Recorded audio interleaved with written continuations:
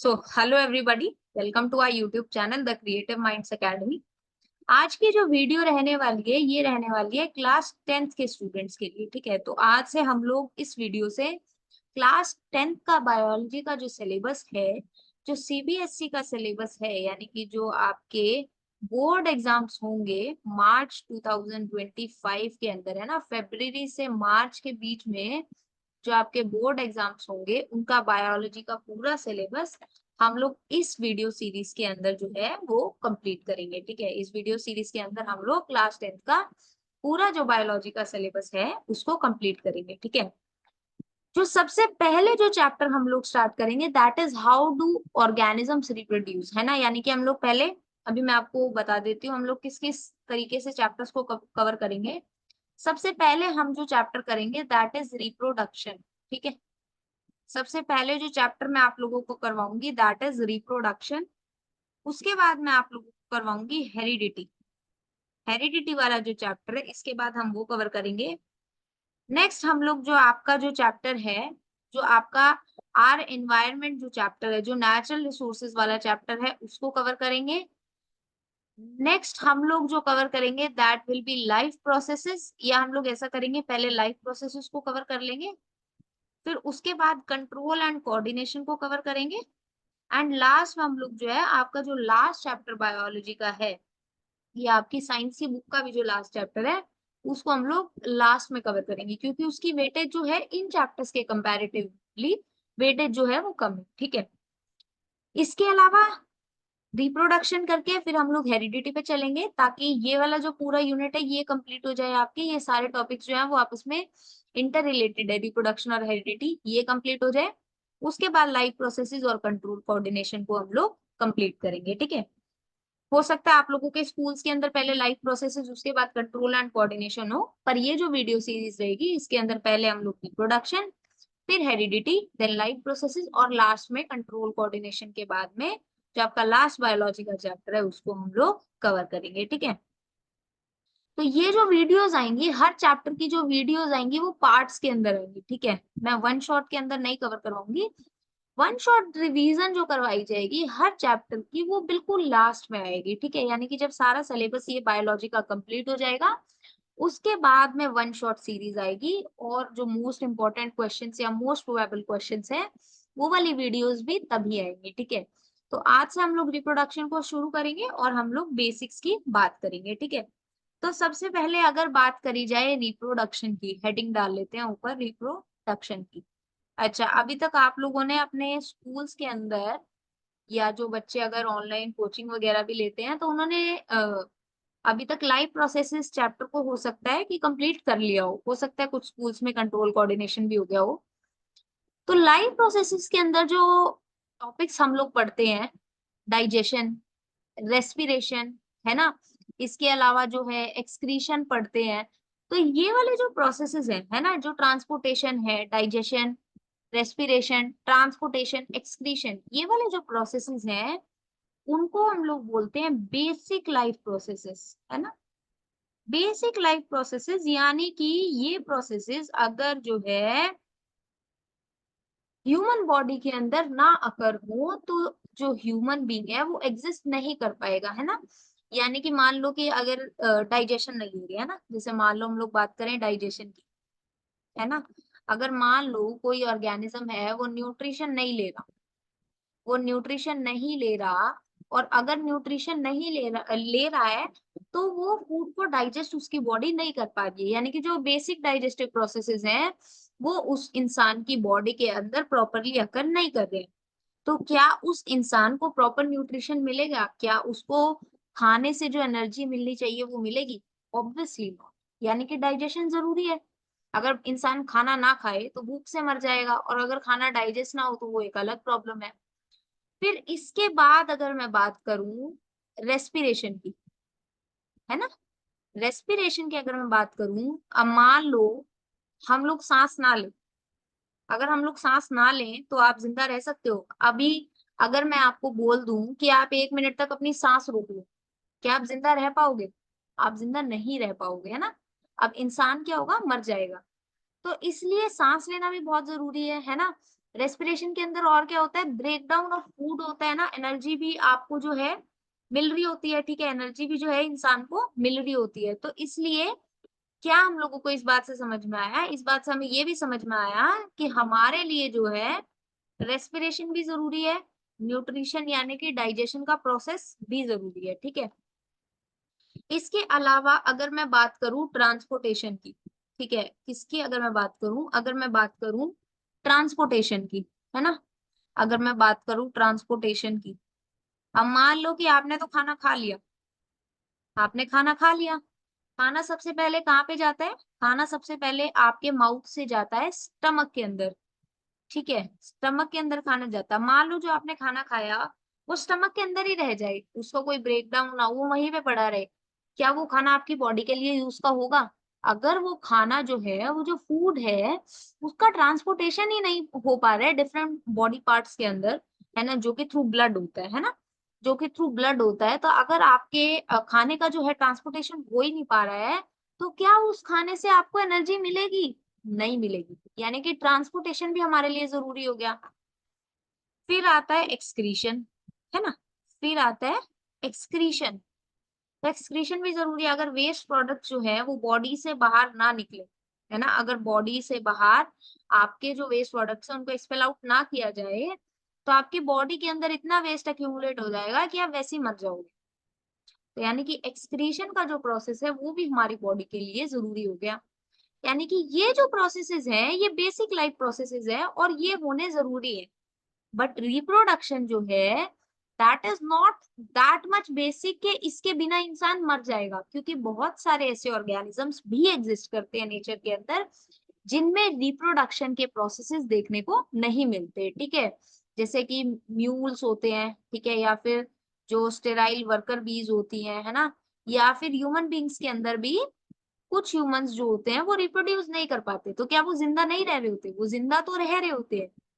तो फिर रिप्रोडक्शन इतना जरूरी क्यों है? व्हाट इज इट्स सिग्निफिकेंस कि हम लोग रिप्रोडक्शन को इतना पढ़ रहे हैं, है ना? तो इसकी बात क्या आती है, जो रिप्रोडक्शन है इसके अगर फिर मैं सिग्निफिकेंस की बात करूं, रिप्रोडक्शन के अगर मैं सिग्निफिकेंस की बात करूं, क्योंकि अगर हम पढ़ रहे हैं, है ना, अगर हम इसको पूरा एक अलग से चैप्टर देके अगर हम लोग पढ़ रहे हैं, दैट मीन्स ये बहुत इंपॉर्टेंट टॉपिक है ना, ये बहुत इंपॉर्टेंट टॉपिक है।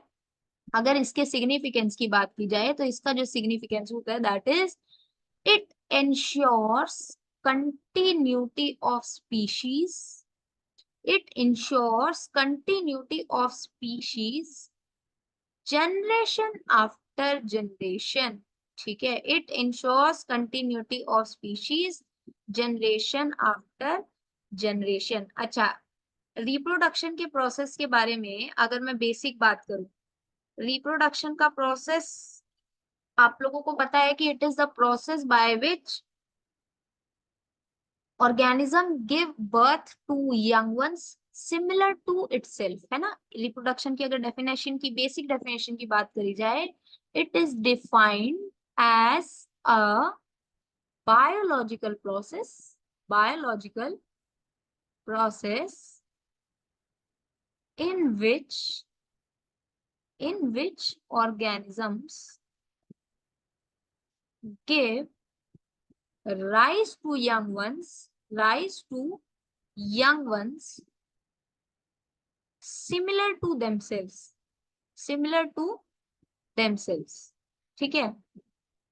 यानी कि वो बायोलॉजिकल प्रोसेस जिसके अंदर जो एग्जिस्टिंग ऑर्गेनिजम्स हैं वो अपने ही जैसे न्यू ऑर्गेनिजम्स को प्रोड्यूस करते हैं, और ये जो न्यू ऑर्गेनिजम्स प्रोड्यूस होते हैं इनको हम लोग क्या बोलते हैं? इनको हम लोग बोलते हैं ऑफस्प्रिंग्स, ठीक है, इनको हम लोग क्या बोलते हैं? इनको हम लोग बोलते हैं ऑफस्प्रिंग्स। यानी कि ऑफस्प्रिंग्स जो है जब प्रोड्यूस हो रहे हैं वो किसके अंदर हो रहे हैं? वो रिप्रोडक्शन प्रोसेस के अंदर हो रहे हैं, ठीक है। इतनी बात हम लोगों को समझ में आ गई कि रिप्रोडक्शन वो प्रोसेस है जिसकी हेल्प से जो एग्जिस्टिंग लिविंग ऑर्गेनिजम्स हैं वो अपने जैसे, है ना, अपने जैसे दिखने वाले, बिल्कुल आइडेंटिकल दिखने वाले। आइडेंटिकल किस केसेस में दिखते हैं? जब एसेक्सुअल रिप्रोडक्शन हो रही होती है, वो भी अभी मैं टाइप्स जब बताऊंगी तो मैं तब बताऊंगी। तो इससे हम लोगों को ये समझ में आया कि रिप्रोडक्शन के अंदर एग्जिस्टिंग ऑर्गेनिजम्स जैसे ऑर्गेनिजम्स जब प्रोड्यूस होते हैं तो उस प्रोसेस को हम लोग रिप्रोडक्शन बोलते हैं। ठीक है, अब मान लो कि रिप्रोडक्शन अगर ना हो, है ना, मान लो कि मैं किसी भी पर्टिकुलर ऑर्गेनिज्म की एग्जांपल ले लूं, मान लो मैंने लायन का एग्जांपल ले लिया, है ना, मान लो मैं लायन का एग्जांपल ले लेती हूँ, बहुत ही बेसिक सा एग्जांपल है। ठीक है, मान लो मैंने लायन का एग्जांपल ले लिया। अभी क्या हुआ, लायन जो थे धीरे धीरे धीरे करके उनकी एज बढ़ी, लायन जो एग्जिस्टिंग लायंस थे वो धीरे धीरे करके उनकी डेथ होती गई, बट लायंस ने रिप्रोड्यूस नहीं किया। ठीक है, लायंस के अंदर रिप्रोडक्शन नहीं हुई, तो क्या होगा, जो एग्जिस्टिंग लायंस हैं जैसे जैसे उनकी उम्र बढ़ेगी तो लायंस जो है वो खत्म होते चले जाएंगे, यानी कि उनकी क्या होगी, डेथ होगी।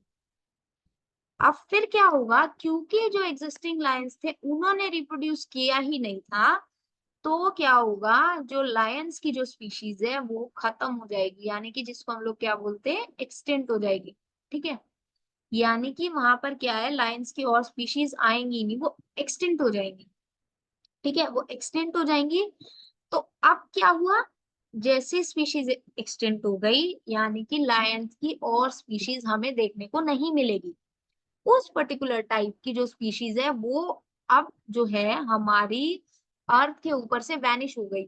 यानी कि यही केस ह्यूमन बींग्स के साथ है, यही केस डिफरेंट डिफरेंट ऑर्गेनिजम्स या प्लांट के साथ है, जो स्पीशीज रिप्रोड्यूस नहीं कर पाएगी वो स्पीशीज एक्सटिंक्ट हो जाएगी। ठीक है, तो इसलिए जरूरी है इस अर्थ के ऊपर एक बैलेंस बनाने के लिए, ठीक है, एक बैलेंस बना रहे। अब मान लो कि लायन की स्पीशीज एक्सटिंक्ट हो जाए, अब अगर लायन की स्पीशीज एक्सटिंक्ट हो जाए तो जो लोअर ऑर्गेनिजम्स हैं जिनको लायंस खाते हैं, है ना, जो लोअर ऑर्गेनिजम्स हैं या जो हर्बीवोर्स हैं जिनको लायंस खाते हैं, उनकी क्या होगी, क्वांटिटी बढ़ जाएगी।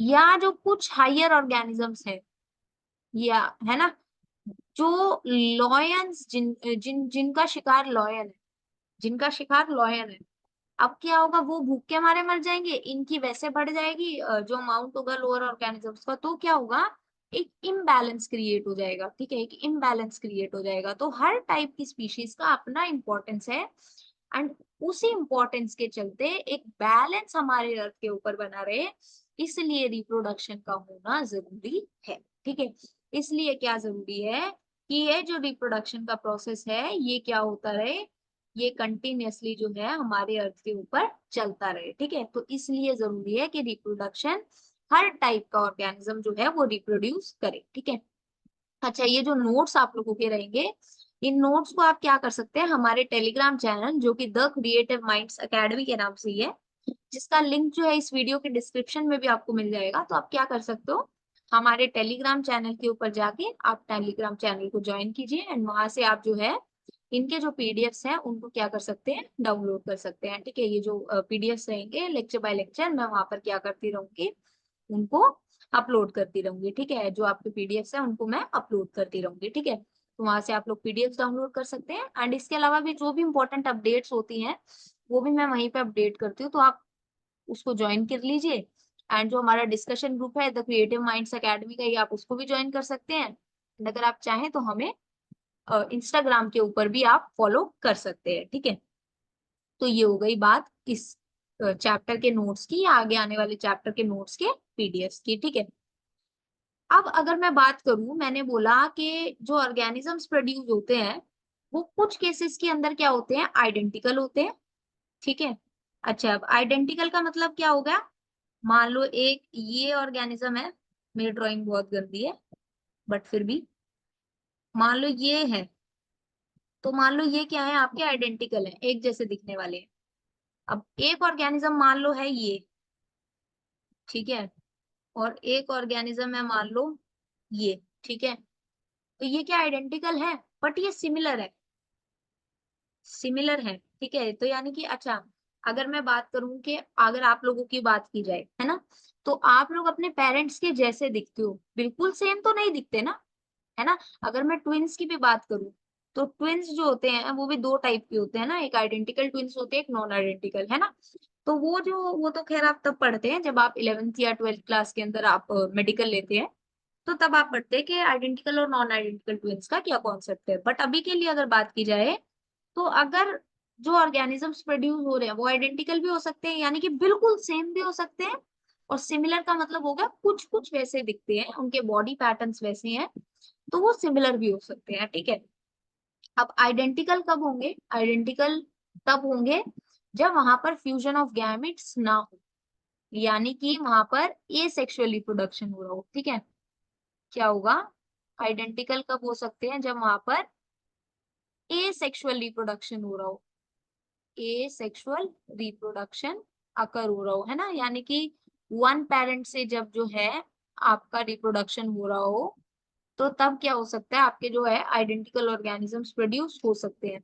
नॉन आइडेंटिकल, या अगर मैं बात करूं सिमिलर ऑर्गेनिजम्स जो प्रोड्यूस होंगे, जो सिमिलर ऑर्गेनिजम्स जो प्रोड्यूस होंगे, वो किस केस के अंदर प्रोड्यूस हो सकते हैं? वो आपके प्रोड्यूस हो सकते हैं जब सेक्सुअल रिप्रोडक्शन हो रहा हो। जब क्या हो रहा हो? सेक्सुअल रिप्रोडक्शन जब अकर हो रहा हो, तो उस केस के अंदर जो है आपके ऑर्गेनिज्म सिमिलर होंगे, बट बिल्कुल आइडेंटिकल नहीं होंगे, है ना, यानी कि बिल्कुल ऐसा नहीं बोल सकते कि वो कार्बन कॉपीज नहीं होंगे। प्लांट्स के अंदर क्या होता है ना, बिल्कुल आपको कई बार बिल्कुल सेम ऑर्गेनिजम्स देखने को मिल रहे होते हैं, या फिर जो कुछ लोअर ऑर्गेनिजम्स होते हैं वो भी बिल्कुल सेम एक जैसे दिख रहे होते हैं, ठीक है। तो उस केस के अंदर क्या होता है? वहां पर जब वन पेरेंट इन्वॉल्व हो रहा होता है, तो उस केस के अंदर मैक्सिमम केसेस में आपके आइडेंटिकल ऑर्गेनिजम्स प्रोड्यूस होते हैं। जबकि अगर सेक्सुअल रिप्रोडक्शन की बात की जाए, तो उस केस के अंदर जो ऑर्गेनिजम्स प्रोड्यूस होते हैं वो क्या होते हैं? सिमिलर ऑर्गेनिजम्स प्रोड्यूस होते हैं, ठीक है। अब क्या होता है, आप लोग जो अपने कैरेक्टरिस्टिक्स लेते हो वो अपने पेरेंट्स से इनहेरिट करते हो, है ना। पेरेंट्स से आप क्या करते हो? जो कैरेक्टर्स का ट्रांसफर है, जो कैरेक्टर्स का ट्रांसफर है वो कैसे होता है? वो होता है फ्रॉम पेरेंट्स टू ऑफस्प्रिंग। ये जो ट्रांसफर ऑफ कैरेक्टर्स हो रहा है, इसको हम लोग क्या बोलते हैं? इसको हम लोग बोलते हैं इनहेरिटेंस। इसको क्या बोलते हैं? इनहेरिटेंस। अब मान लो कि किसी बच्चे की जो आईज है वो ब्राउन है, तो हो सकता है कि उसके मदर या फादर में से किसी एक की आईज जो रही हो वो ब्राउन रही हो, एंड जो भी ट्रेड जो है वो डोमिनेंट रहा होगा, वो ट्रेड जो है उस बच्चे के अंदर जो है एक्सप्रेस हो गया, एंड वो बच्चे की भी जो आईज होगी वो ब्राउन कलर की होगी। तो ऐसे क्या होता है ना, हम लोग जो कैरेक्टर्स होते हैं उनका जो है ना इनहेरिट उनको कर रहे होते हैं अपने पेरेंट्स से, उनको उनका जो कैरेक्टर्स का ट्रांसफर है वो पेरेंट्स से ऑफस्प्रिंग के अंदर हो रहा होता है। इसीलिए तो हम लोग अपने पेरेंट्स के जैसे दिख रहे होते हैं ना। अभी कोई भी आपको देख के आराम से बता सकता है ना, अभी मान लो मैं हूं तो मुझे देख के कोई आराम से बता देगा कि मतलब अगर मान लो कि मेरी मदर को किसी ने नहीं देखा है ना, तो इंसान अगर उनकी फोटो देखे या वैसे देखे तो वो बता देगा कि हाँ ये इन्हीं की मदर है, या अगर मुझे देखे तो वो मेरी मदर को अगर जानता है तो वो बता सकता है कि हाँ ये उन्हीं की जो है वो डॉटर है। तो इस तरीके से क्या होता है ना, क्योंकि हम लोग अपने कैरेक्टर्स जो है वो अपने पेरेंट्स से इनहेरिट करते हैं, इस वजह से हम लोग उन्हीं के जैसे दिख भी रहे होते हैं, ठीक है। और ये जो इनहेरिटेंस हो रहा है, ये क्या है? ये जो इनहेरिटेंस हो रहा है ये किसकी वजह से होता है? ये होता है डीएनए की वजह से। ये किसकी वजह से होता है? ये जो इनहेरिटेंस हो रहा है ये हो रहा है डीएनए की वजह से। डीएनए क्या होता है? DNA is the genetic material. DNA क्या होता है? Genetic material. और डीएनए का फुल फॉर्म क्या होता है? डीऑक्सी राइबो न्यूक्लिक एसिड, ठीक है। स्पेलिंग ठीक है, ये बस मेरी राइटिंग थोड़ी गंदी है। This is DNA. डीएनए क्या होता है? जेनेटिक मटेरियल होता है मैक्सिमम लिविंग ऑर्गेनिजम्स का। कुछ के अंदर आरएनए होता है, बट वो आपको अभी ज्यादा सोचने की जरूरत नहीं है। तो डीएनए क्या होता है? डीएनए इज डीऑक्सीराइबोन्यूक्लिक एसिड, और मैक्सिमम ऑर्गेनिजम्स का जो है जेनेटिक मटेरियल क्या होता है? डीएनए होता है, ठीक है। अब डीएनए क्या होता है? आपका ये जो डीएनए होता है it is located in the nucleus. DNA कहाँ पर प्रेजेंट होता है? डीएनए प्रेजेंट होता है न्यूक्लियस के अंदर, ठीक है। डीएनए कहाँ प्रेजेंट होता है? न्यूक्लियस के अंदर। और यहीं पे क्या होता है ना, डीएनए से ही क्या बनते हैं? डीएनए से ही आपके प्रोटीन्स बनते हैं। डीएनए से ही आपके क्या बनते हैं? डीएनए से आपके प्रोटीन्स बन रहे होते हैं, ठीक है। डीएनए से क्या होंगे? प्रोटीन्स बन रहे होते हैं। अब मान लो कि डिफरेंट प्रोटीन्स अगर फॉर्म हो जाए, है ना, डिफरेंट प्रोटीन्स अगर फॉर्म हो जाए, तो जो बॉडी पैटर्न्स भी क्या हो जाते हैं? वो भी क्या हो जाते हैं? चेंज हो जाते हैं, क्योंकि डिफरेंट प्रोटीन्स जो है वो ट्रांसफर हो रहे होते हैं, है ना। इसीलिए क्या होता है? कि जब भी एक ऑर्गेनिज्म रिप्रोड्यूस कर रहा होता है तो वहां पर डीएनए की कॉपीज भी बनती है, ठीक है। डीएनए भी आपका क्या करता है, कॉपीज क्रिएट करता है। एंड एक कॉपी क्या होती है, वो बच्चे के अंदर ट्रांसफर हो जाती है ना, और एक कॉपी जो होती है वो पेरेंट्स के अंदर रह जाती है। ये सारा हम लोग आगे आने वाली वीडियोस के अंदर डिटेल में सब डिस्कस करेंगे, ठीक है। तो अभी हम लोगों को ये कुछ कुछ बातें समझ में आ गई, ठीक है। यानी कि क्या होगा, जो डीएनए होगा उसी की क्या होती है, कॉपी भी बन रही होती है। एंड इसके अलावा पूरा एक जो जेनेटिक मटेरियल है वो पूरा बन रहा होता है। ऐसा नहीं है कि सिर्फ डीएनए कॉपी होता है, पूरा जो सेलुलर एपरेटस होता है ना, यानी कि वो जो पूरा सेल होता है वो पूरा ही बन रहा होता है, ठीक है। जहां पर आपकी डीएनए कॉपीज जो है वो सेपरेट होंगी उस सेलुलर एपरेटस के साथ में, और सेल डिवाइड करके फिर क्या बनाता है, दो डिफरेंट सेल्स बना लेता है जिसके अंदर सेम डीएनए प्रेजेंट होता है, ठीक है। यानी कि दो डिफरेंट सेल्स बनेंगे जिनके अंदर आपके सेम डीएनए प्रेजेंट होंगे, क्योंकि वो जो सेल्स बने हैं वो डिवीजन ऑफ सेलुलर एपरेटस और डिवीजन ऑफ डीएनए की वजह से बने, ठीक है। तो यानी कि जो सेल्स होंगे वो सिमिलर भी हो सकते हैं और आइडेंटिकल भी हो सकते हैं, ठीक है। वो क्या हो सकते हैं, सिमिलर भी हो सकते हैं और आइडेंटिकल भी हो सकते हैं, ठीक है। अब क्या होता है, जब भी डीएनए कॉपिंग होती है तो उस केस के अंदर वेरिएशंस आ जाती है ना। DNA कॉपिंग is not absolutely perfect. DNA की जो कॉपिंग होगी वो ऐसा नहीं है कि बिल्कुल परफेक्ट हो। अगर बिल्कुल परफेक्ट होती तो हर इंसान एक जैसा दिख रहा होता ना, बट ऐसा नहीं होता। जो डीएनए की कॉपिंग होती है वो कंप्लीटली परफेक्ट नहीं होती। इसी वजह से जो है ऑर्गेनिजम्स के अंदर भी हम लोगों को क्या है, थोड़ी थोड़ी वेरिएशंस देखने को मिल रही होती है, ठीक है। थोड़ी थोड़ी वेरिएशंस देखने को मिल रही होती है, ठीक है। तो ये बात हम लोगों को अभी समझ में आ गई, ठीक है। अब बात आती है कि जो वेरिएशंस हम लोगों को देखने को मिली, है ना, हम लोगों को समझ में आया कि वेरिएशंस देखने को मिली, बट इन वेरिएशंस का इंपॉर्टेंस क्या है, ठीक है। वेरिएशंस जो देखने को मिल रही हैं तो वो क्यों देखने को मिल रही है। अगर आइडेंटिकल ऑर्गेनिजम्स होते तो क्या प्रॉब्लम होती है ना। सबसे पहले अगर मैं बात करूं वेरिएशन की, तो वेरिएशन होता क्या है, जो चेंजेस आपको देखने को मिल रहे होते हैं, जो चेंजेस आपको देखने को मिल रहे होते हैं, सिंपल भाषा में हम लोग अभी बात कर रहे हैं। डिटेल में इसकी जो डेफिनेशन होगी वो आपके नेक्स्ट चैप्टर, जो हेरिडिटी एंड इवोल्यूशन आपका पूरा चैप्टर होता है, जिसके अंदर से इवोल्यूशन पार्ट अभी डिलीट हो गया, तो उसके अंदर हम लोग वेरिएशन की एक डिटेल डेफिनेशन को पढ़ेंगे, ठीक है। अभी के लिए आपने ये समझना है कि जितने भी चेंजेस हम लोगों को देखने को मिलते हैं उनको हम लोग क्या बोलते हैं, वेरिएशंस बोलते हैं। तो ये जो वेरिएशंस हैं, अब बात आती है कि इनका इंपॉर्टेंस क्या है, वेरिएशंस की जरूरत क्यों थी। तो इस बात का रीजन क्या है, देखो। आप मान लो कि एक जैसे ऑर्गेनिजम्स एग्जिस्ट कर रहे हैं, कोई वेरिएशंस है ही नहीं। अब मान लो सडनली क्या हो जाए, कोई नेचुरल कैलामिटी आ जाए, है ना, कोई नेचुरल कैलामिटी आ जाए। ये सारा आप लोग वैसे इवोल्यूशन के अंदर काफी डिटेल में पढ़ते हैं, बट फिर भी मैं आपको सारा बता देती हूँ। मान लो कोई नेचुरल कैलामिटी आ गई, है ना।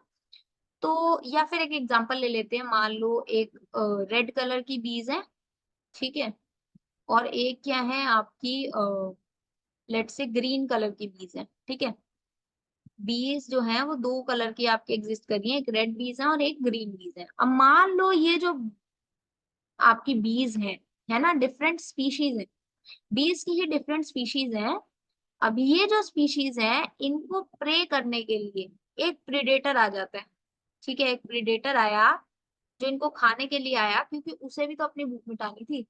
अब क्या हुआ, ये जो ग्रीन बीज थी, ये मान लो ये यहाँ पे कोई ट्री है, तो ये जो ग्रीन बीज थी ये यहाँ पर जो है छुप के बैठ गई। यानी कि ये यहाँ पर क्या हो गई, ये तो यहाँ पर केमोफ्लेज हो गई, छुप गई, है ना।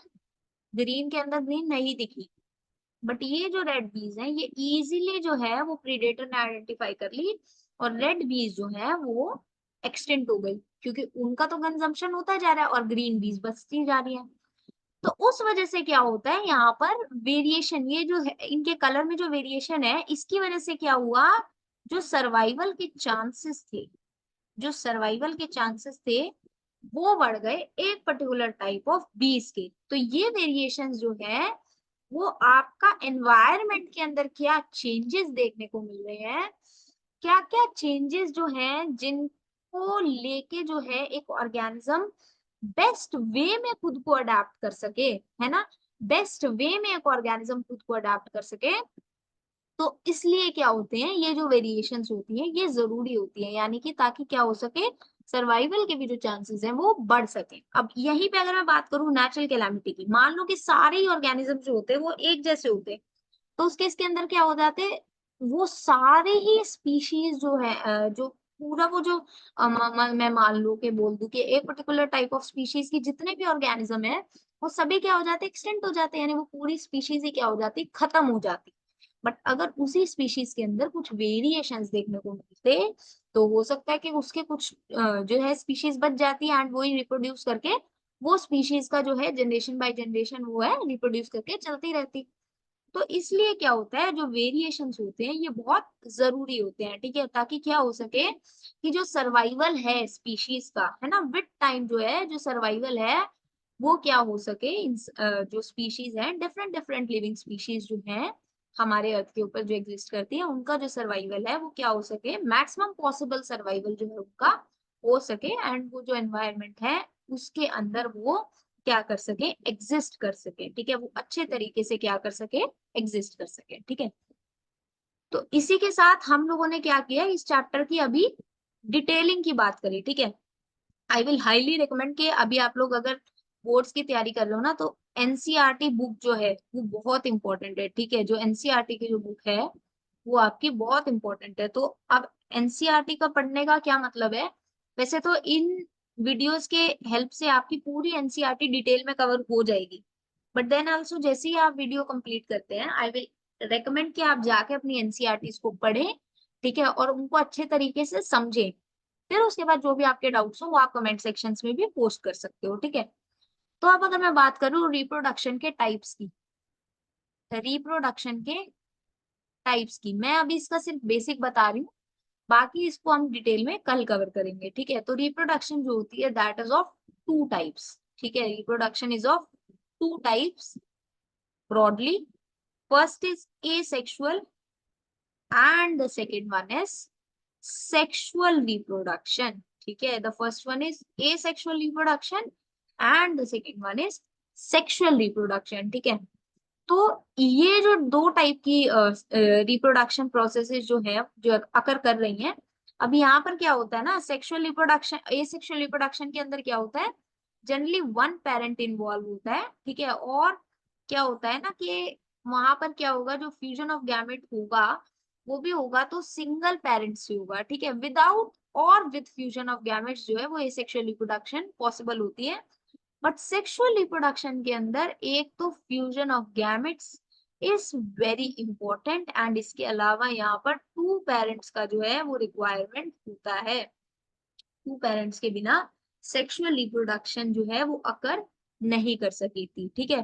तो हम लोग क्या पढ़ेंगे इस चैप्टर के अंदर, हम लोग सेक्सुअल रिप्रोडक्शन के डिफरेंट टाइप्स की बात करेंगे, ठीक है, जिसके अंदर हम लोग किस किस को पढ़ेंगे, हम लोग पढ़ेंगे फिजन के बारे में, ठीक है, बाइनरी फिजन होती है, मल्टीपल फिजन होती है, फिजन के बारे में हम लोग पढ़ेंगे, फ्रैगमेंटेशन के बारे में पढ़ेंगे, रीजनरेशन के बारे में पढ़ेंगे, बडिंग के बारे में पढ़ेंगे, और वेजिटेटिव प्रोपेगेशन जो होता है, जो वेजिटेटिव प्रोपेगेशन होता है यानी प्लांट्स के अंदर जो होता है उसको हम लोग पढ़ेंगे।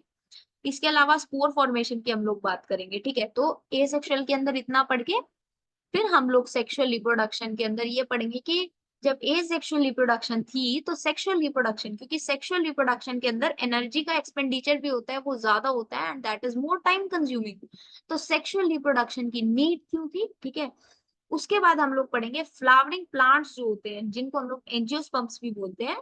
फ्लावरिंग प्लांट्स के अंदर सेक्सुअल रिप्रोडक्शन कैसे होती है, ह्यूमन बीइंग्स के अंदर सेक्सुअल रिप्रोडक्शन कैसे होती है, एंड हम लोग सेक्सुअल रिप्रोडक्टिव स्ट्रक्चर्स जो है उनको डिटेल में इस चैप्टर के अंदर पढ़ेंगे। इसके अलावा हम लोग मेंस्ट्रुअल साइकिल के बारे में और रिप्रोडक्टिव हेल्थ के बारे में भी इस चैप्टर के अंदर डिटेल में पढ़ेंगे, ठीक है। तो ये सारी बात हम लोग इस चैप्टर के अंदर करने वाले हैं, ठीक है। यानी ए सेक्सुअल के अंदर अगर मैं बात करूं, है ना, ए सेक्सुअल के अंदर अगर मैं बात करूं तो ए सेक्सुअल के अंदर हम लोग पढ़ेंगे आपका फिजन के बारे में पढ़ लेंगे, आपकी फ्रैगमेंटेशन के बारे में,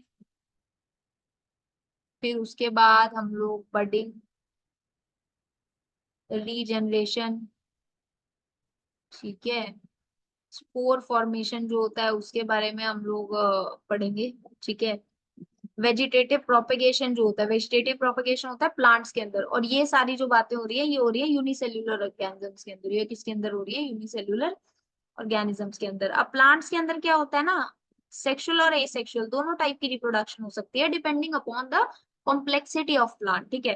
तो हम लोग प्लांट्स के अंदर जो वेजिटेटिव प्रोपेगेशन है इसको हम लोग डिटेल में पढ़ेंगे, ठीक है। तो fission, fragmentation, budding, regeneration, spore formation, vegetative propagation, ये सब हम लोग पढ़ेंगे। इसके बाद अगर मैं बात करूं सेक्सुअल के अंदर, सेक्सुअल रिप्रोडक्शन के अंदर हम लोग फ्लावरिंग प्लांट्स के अंदर बात करेंगे, ठीक है, जिनके अंदर हम लोग इनके स्ट्रक्चर्स को डिटेल में पढ़ेंगे। के स्ट्रक्चर्स को पढ़ने के बाद में ह्यूमन बींग्स के अंदर हम लोग पढ़ेंगे, जिसके अंदर हम लोग सेक्सुअल रिप्रोडक्टिव स्ट्रक्चर्स और किस तरीके से रिप्रोडक्शन का प्रोसेस हो रहा है वो पढ़ेंगे। लास्ट में हम लोग पढ़ेंगे मेंस्ट्रुअल साइकिल के बारे में, है ना, मेंस्ट्रुअल साइकिल के बारे में हम लोग पढ़ेंगे। एंड उसके बाद में हम लोग रिप्रोडक्टिव हेल्थ के बारे में इसी चैप्टर के अंदर पढ़ेंगे, ठीक है।